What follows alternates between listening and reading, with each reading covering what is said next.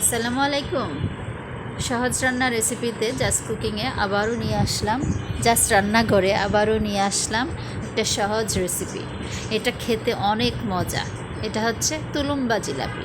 এই জিলাপিটা করা কোনো কঠিনই না, অল্প সময়ের মধ্যে সহজে করে যায়। তাহলে চলুন দেখে নিই এটার প্রসেস। এর জন্য আমি নিয়ে নিলাম যে কোনো কাপ দিয়ে আপনি আপনার পরিমাণ মতো আমি একটা বাটি দিয়ে নিয়ে নিয়েছি 1.5 কাপ পানি। পানিটা ফুটে উঠলে আমি এর মধ্যে অন্য উপকরণগুলো দিলাম। সামান্য দিয়েছি লবণ, আর 1 চামচের মতো দিয়েছি চিনি, আর দিয়ে দিচ্ছি 1/2 চামচের মতো ঘি। ঘিটা জিলাপির মধ্যে একটা ফ্লেভার দিবে, একটা মিষ্টি গন্ধ থাকবে, খেতে অনেক ভালো লাগবে। আর দিয়ে দিয়েছি ভ্যানিলা এসেন্স।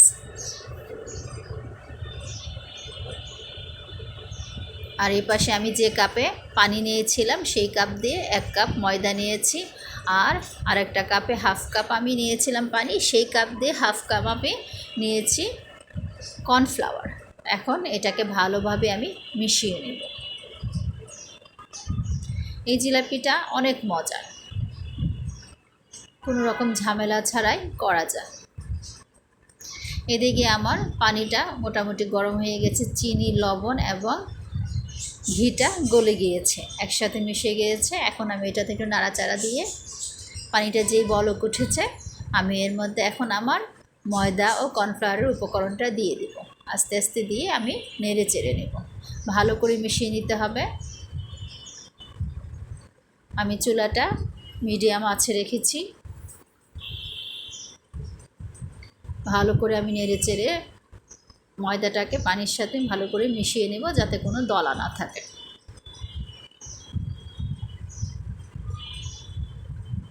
এটা একটু নরম নরম হইলে অনেক ভালো হয়, কারণ শক্ত হইলে পরে আবার অল্প অল্প করে পানি দিতে গিয়ে অনেকটা কষ্ট এবং সময় লাগে।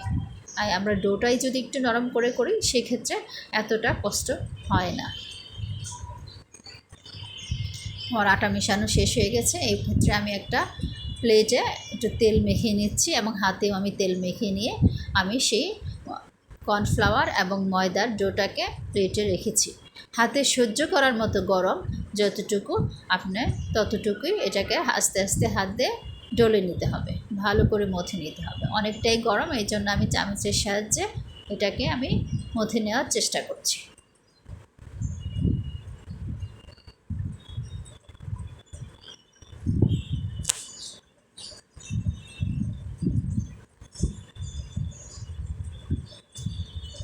এখন একটু ঠান্ডা হয়েছে, এ পর্যায়ে আমি হাত দিয়ে মথে নিব।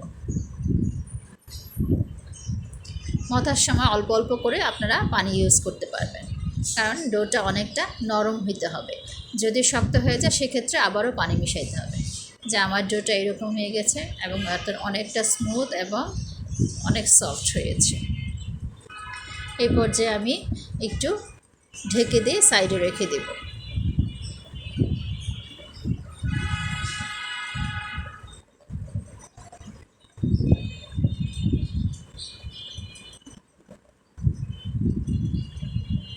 এটা প্লেটের সাহায্যে সাইডে রেখে দিয়েছি। এভাবে আমি একটা নজল নিয়েছি, এটা পাইপিং ব্যাগে, যেটাতে এই ডোটা আমি ঢুকিয়ে জিলাপির পেস্টটা ভালো করে করব। ডোটাকে আবারও আমি একটু মেখে নিয়েছি।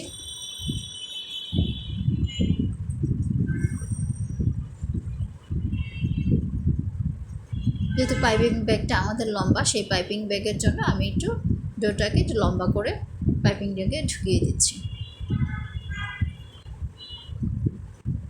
এই নজেলগুলো দিয়ে কেক করা হয়, আপনাদের কাছে যে কোনো নজেল থাকলে করে নিতে পারবেন। নজেল ছাড়া ডিজাইনটা হবে না, নজেল ছাড়াও করা যাবে।